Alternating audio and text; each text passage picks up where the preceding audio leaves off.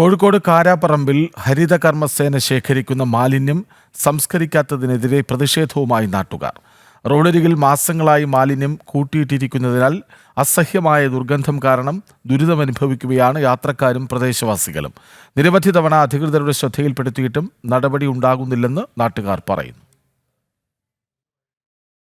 Karaparamba mini ബൈപ്പാസിൽ റോഡരികിൽ തന്നെയാണ് ഹരിതകർമ്മസേന അംഗങ്ങൾ ശേഖരിക്കുന്ന അജൈവ മാലിന്യം സംസ്കരിക്കാതെ കൂട്ടിയിട്ടിരിക്കുന്നത്.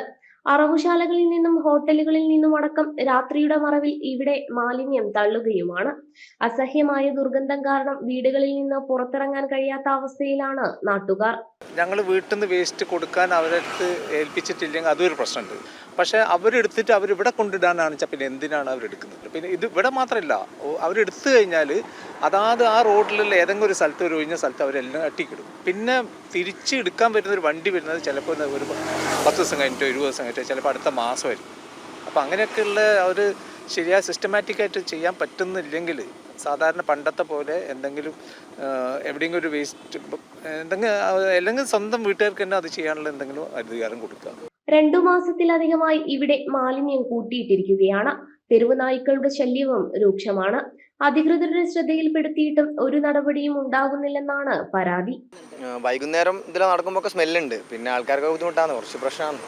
നമ്മൾ ഇതിലൊക്കെ നടന്നു പോകുമ്പോൾ ഭയങ്കര സ്മെല്ല് വരും. ഇപ്പം സ്മെല്ല് കുറവാണ്. മഴയൊക്കെ പെയ്താൽ ഈ വെള്ളമൊക്കെ റോഡിലേക്ക് ഇങ്ങനെ ഒലിക്കും. വലിച്ചെറിയുന്നതിന് ഇപ്പോൾ ഒന്നും ചെയ്യാൻ, ഇത് ക്ലീൻ ആക്കിയാലും മതി. പിന്നെ ഇപ്പോൾ ഇവിടെ ഒരു ബോർഡൊക്കെ വെച്ച് കഴിഞ്ഞാൽ അല്ലെങ്കിൽ ഒരു ബോക്സ് വെച്ചാലും മതി വേസ്റ്റൊക്കെ വെക്കാനുള്ള. ഒന്നുമില്ല. പ്രദേശത്തെ മലിനജലം ഒഴുകിപ്പോകുന്ന പൈപ്പുകളിൽ മാലിന്യം അടിഞ്ഞു കിടക്കുകയാണ്. മഴ പെയ്ത് വെള്ളക്കെട്ട് രൂപപ്പെട്ടാൽ പ്രദേശത്തു കൂടി നടന്നു പോകാൻ പോലും കഴിയാത്ത അവസ്ഥയുമാണ്.